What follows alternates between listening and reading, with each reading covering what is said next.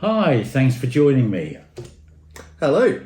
Right, you may be wondering why there's two of us here. This here is a friend, Jess Kerr from Kerr Acoustic. And the real reason Jess is here is because it's down to him that I got into Deep Purple, made in Japan. Mm-hmm. So, the second main reason for this is this. Now, after Jess got me into Made in Japan, and he did that by bringing along his copy, which I'm just going to hold up here. Yep. We're going to get through this because basically we've got 4 copies of Made in Japan, and that's Jess's copy. Now this is it's hard to say exactly because Discogs is obviously sort of, it's edited by the public, so to speak. But it's either late 70s or early 80s. One of the defining aspects of it is in the matrix on side 1 and I think on side 3, it's got stamped the word Kendun, and it's also got like 2 kind of scrolls with the words the Wasp written in it. And if you look on Discogs, you'll find it. And anyway, this is the first copy that I heard, and it blew me away. Absolutely blew me away. Now, I was using a different cartridge and tone arm at this point in time, a Miyajima Kansui in a Glanz tone arm, and it just sounded phenomenal. And then, subsequently I changed tone arms, cartridges, and we played it again. And at that point, Jess brought along his dad's copy, which I've got here. Looking a little bit worse for wear. Looks a little bit worse for wear, and some of the sides have got a few nasty scratches on them, but some of them are absolutely clean and play perfectly fine. But what this is a German 1972 original, and it obviously comes from the same lacquers as the copy that I subsequently got, which is this copy. And this is a UK original, 1972 original. And it's got the matrix numbers on disc 1, TPS 3511, and then A1U Porky, on side 2, B1U Delta Pork. Disc 2 is TPS 3512, and then the matrices are A1U Pecco and B1U Pecky. Okay, that's the way of recognising it. Plus, in the rim text on this one, it says the Gramophone Company. I can't remember what it says on your dad's, but let's have a quick look. It's but on your copy, it certainly says EMI, doesn't it? Mm-hmm. Of course, this is a German one, so it doesn't say either of that. So something it says it says made in Germany, and then some stuff in German. But it's interesting to sort of listen to those 3 copies, and this is really what, as I did last week or the week before when I talked about Radiohead OK Computer, someone will come along with a copy that blows me away compared with like the CD, which is all I knew beforehand, and then they'll come along with a copy which has got, okay, this is noisier because it's significantly more beaten up. I mean, Jess's copy isn't beaten up, no, and this isn't absolutely trashed, but it's worn. it's well loved. It's on its way. But it had something in the sort of the scale and the dynamism, the openness, and just the sort of it makes your goose pimples on your arm stand up and all the hairs on your arm stand up, and it just like absolutely captivates and enthralls you, and that's what I wanted. So hence going out. It took me months and months and months to find a decent copy. And I'll have to give a nod to my friend John Pickford, who works at Wanted Records in Bristol, because I went along there and he must have had, I reckon, a dozen copies at least in store, and he was very patient as I just went through the whole blooming lot and found the copy that I wanted, and came home and gave it a really good clean. And this one absolutely hits the nail on the head. But so we've, that's sort of the background, if you like. And then bring it right slam bang up to date. Here we have the Stephen Wilson remix, and regular viewers will know I sort of approached Stephen Wilson with a great degree of trepidation. And anyway, I said to Jess, do you want to come over and have a listen and maybe bring your copy and your dad's copy, and let's make it a 4-way comparison with 4 ears rather than just 2-way comparison with 2 ears.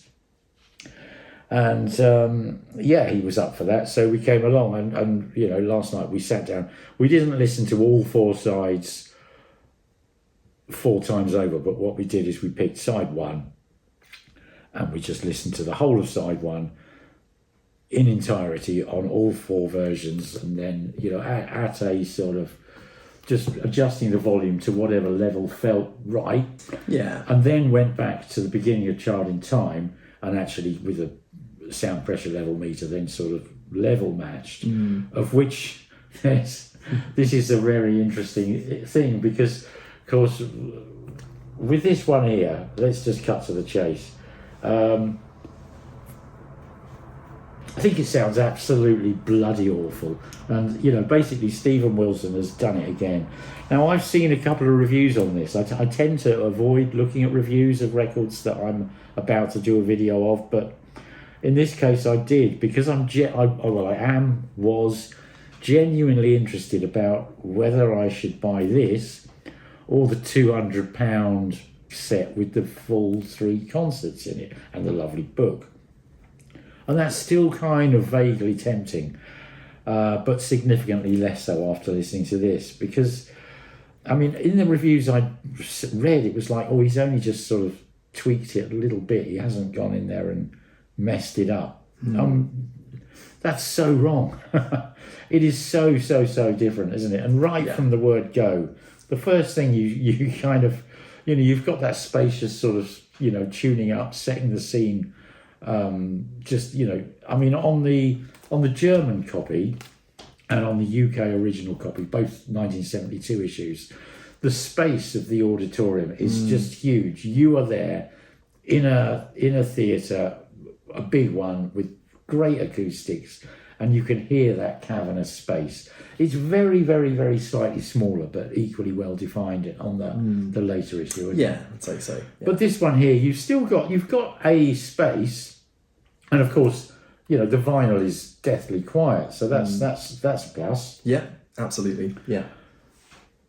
And then like the bass drum hits, and it's just. It's absolutely, there's just this absolutely massive whoomph kind of sound. Every single bass drum thump in there. And it's not just the bass drum. The drums are brought forward in their entirety, the toms and the snare. Well, saying the snare, the toms are brought forward in their entirety. For some reason, the snare and the cymbals seem sort of recessed somewhere in the back. Yeah, that backbeat's disappeared a bit, And the bass guitars are sort of in the... it's brought somewhat forward, but basically bass, specifically bass drum, is just massive and in your face. And the soundstage, I think I described it as like it's like you're sat there, and the wall in front of you, if you imagine an 8-foot diameter car hi-fi subwoofer, just boom, boom, boom, with everything else in the soundstage sitting in the middle of it. But as you would imagine, like the treble and the vocals and the mid-range and everything being reproduced by an 8-foot subwoofer. Sure. Kind of sound a bit like this. It's just, the vocals are just, the guitars, the keyboards. because we came to this last, and I was remarking on like, the way I love this about an organ, the way you can sort of, unlike a piano where a hammer strikes a string and then that sort of hit, you get that impact, and then the sort of the decay of the note, curtailed when you take your foot off the pedal or put on the pedal or whatever. With the organ, it's just like sort of like opening a valve, and like note comes out, take your finger off, note stops, and it's almost like a pop as the pop. Yeah, you get that sort of envelope of the sound. Just the sound, and it's just it's wonderful to hear that sort of the character of the and with that you you know, the dexterity of the key fingers on the keys. Yeah, And again, we were dynamics talking about and like the guitar pick and sort of just how that's you know, it just almost sort of popping sound of just sort of just those little notes exploding and unbelievable the feel that you get from the particularly from the two originals, but even, you know, frankly, you could live with either three of these originals. And all of that on this is just lost completely into a sort of a soupy porridge.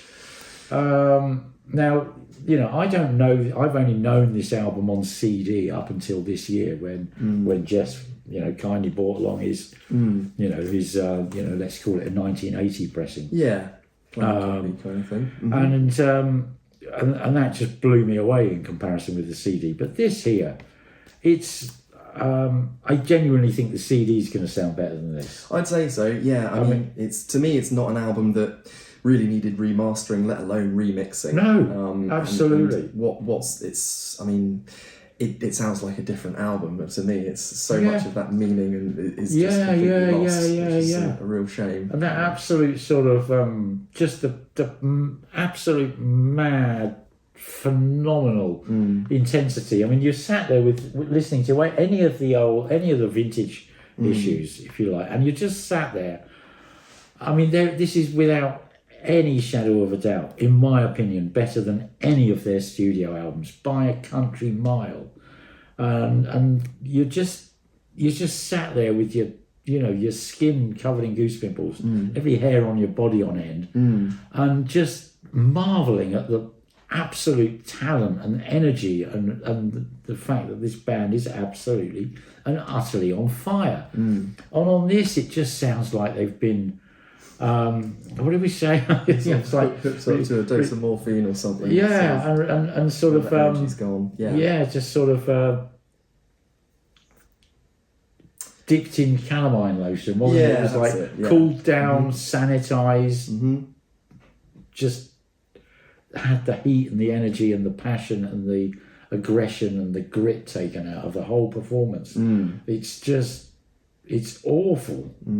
It's not mediocre, it's awful. You know, I think any other pressing, I think, you know, find it on cassette. It just doesn't matter. CD, cassette, or any pre-existing vinyl copy has got to sound this. And it's just like, once again, what the hell? Stephen Wilson, what is going on? It's really unfortunate. I mean, for me, this is a really kind of key, like, childhood album. It's something I grew up with. Sure. This very copy, my dad's one, which, to be honest, it's probably one of the reasons it's not in such good nick. You can see a bit of biro there, and it looks like someone's been at one of the records with a compass. So it's a really important album for me, and one I kind of know inside out, back to front, you know. And so it's so alien to hear this newer modern interpretation of the mix, which just, it's almost like sort of going to your favorite restaurant, you know, and ordering your favorite dish, and just everything's completely changed. They put too much, you know, salt in the beans or whatever. And the weirdest thing for me was that bass drum, which sounded completely detached from the rest of the mix, way forward of everything else was just pushed way back. All that sort of layering and sort of structure to the mix. The original had just been shunted back, and you're just left with this massive artificial bass drum that just felt so kind of unnecessarily dialed up and inflated. It was very odd, and and even the sort of texture of the bass drum as well. On the original, you can sort of hear that beta head, you know, burying itself in the kick drum, you know, and it's got that real immediacy and attack. With this, it almost sounds like a different bass drum. It almost sounds triggered, although I'm sure it isn't, but it's not that they've just turned it up. It sounds, just even the sound of the bass. Well, that's the thing. It is just, and that seems to be some. I just don't get it, but it seems to be the sort of current trend. Definitely with the sort of the Stephen Wilson sound and also the Miles Showell thing. It's, you know, you've got an existing recording which has got sort of just agile, tuneful, groovy, swinging bass. And they just replace it with this great big boom, boom, and I described it as it's kind of it just reminds me of a wet fish. You know the old Monty Python sketch where they're on side of the key and, you know, slapping each other with a fish around the face. It's just that pathetic wet flop, flop, flop. There's no drive, there's no texture, there's no energy, there's no anything in it. It's I mean, I think you said it's like when you're going into, you know, as a kid, you go into Lasky's or somewhere, or Halfords to buy a car stereo, and you've got this hulking great bass bin stuck in the middle and a pair of little monitors on the little 6x9 and everything, you know, and it's just it's totally detached and just boom, boom, boom, and that's just what this sounds like. It sounds absolutely awful, and I just don't get it. Is it because it's engineered for blooming, you know, earbuds that or headphones, or, you know, I don't know, computer speakers or something, and they just think, well, these speakers have got no bass, so what we'll do is we'll just turn everything up to not to 11 to 25 or something, and just I can imagine if you've got, you know, a system that is not particularly kind of capable in the bass, you know, this might sound like there's a little bit more meat on the bone, you know, it might kind of sound a bit like, there's a bit more weight to it now. But if you've got a system that's remotely kind of, you know, extended, you know, at that end of the spectrum, then it just sounds very, very unusual and very artificial, and like there's someone sitting in the driveway with, you know, with a car subwoofer sort of booming along. Absolutely. I just remembered actually I mentioned earlier about the process of we listened to the whole side all the way through 4 times, and then we went back and we came to this. In fact, we started with this one because that was the one we come to last. So we thought, right, okay, on the return run, and this is typically what I'll do. I'll start with like D, and then play C, and then B, and then A again. But, you know, kind of level matched. So we set up the sound pressure meter, and we level matched the beginning of Child in Time. And then we got to the others, and it was suddenly we realised it had it had absolutely no meaning whatsoever, and it was about by setting the overall level, because the bass is so fat, like a great big fat squidgy fudge bar on this, that was completely throwing off the level. So, you know, typically if you're level matching something, you would do it, you know, in a studio probably at 1 kilohertz or something like that. You want the vocal to be the same kind of level. So we level matched this, because the bass is so fat. When we came to play the next one, the vocal was literally about 10 dB up, wasn't it? Yeah. Because the bass on this is turned up. I mean, basically, it's got to be turned up by about 10 dB, which of course buries the mid-range. It buries the organ. It buries the guitar. It buries the vocal. The bass guitar is lifted a bit with the bass. Sure. The rest of the drum kit. But I say the rest of the drum kit, the toms and the floor toms and that, but the snare and the cymbals, they're buried along with the guitar and the organ and the vocal. They're all sort of pushed back there, and the toms and in that sort of, you know, kind of quieter section in Sweet Child in Time, you've got that sort of quite delicate exposed vocal, and Ian Pace is just sort of underpinning with a little bit of light decoration on the toms just to give a bit of structure. But in here, those toms were actually sort of above the vocal, which is completely backwards to me, because you know, the vocal's the centerpiece there. That should be up front and center, as it is on the original, with the toms just sort of almost, you know, subconsciously noticing those. As soon as he sort of so much as tickled his rack toms, you know, you kind of were like, oh, right, okay. Ian Gillan is suddenly sort of, you know, in the next room, and you've got Ian Pace sitting right next to you, kind of, utterly bizarre. So anyway, look, I think we've pretty much annihilated this, haven't we? Well, we didn't annihilate it. Let's face it. Stephen Wilson did. But it is. I mean, I don't know. I am still.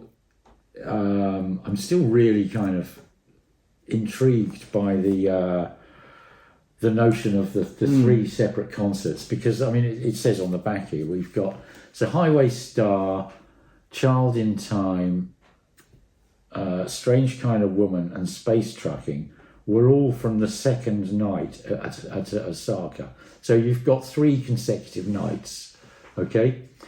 Smoke on the Water is from the first night in Osaka, and then The Mule and Lazy are from the Tokyo gig, which was the third night, basically. So you've got this. This is, you know, it's not unusual for a live album, but this is compiled from, you know, 3 nights across the, you know, I say a tour, very mini tour, 3 days. And the, you know, the deluxe edition has a fantastic book, which I'd love to have and look through. It's got this, but it's also got the 3 full individual concerts, and that, you know, we were both discussing this, would be genuinely interesting to listen to. And I'm not entirely certain. I'll have to try and look into this, but I don't think that they've been remixed. And if they have, well, maybe they have. I don't know. But I need to find that out, because if they haven't been remixed, you know, it's a heck of a lot of money to spend. Maybe you'd get the CD version. I mean, that's only about 60 quid. You don't get the well, you get a book, but it's not 12-inch square. I'm really intrigued to hear those individual separate concerts. That'd be very interesting. Sonically, you know, there's a lot of reasons you might want to buy that boxed set. But in terms of just buying this single, you know, or double, but this individual sort of just the made in Japan compiled live album, it's horrible. It really is. Don't bother. You know, if you're buying the box set, you're buying it for the rest of the stuff in there. Okay, I think we pretty much covered it. So on that note, I'll say that's goodbye from me. Goodbye from me also. Thank you for having me along, Dave. No worries. Good to see you. Cheers. And we'll see you all again soon. Cheers. Bye now. Bye.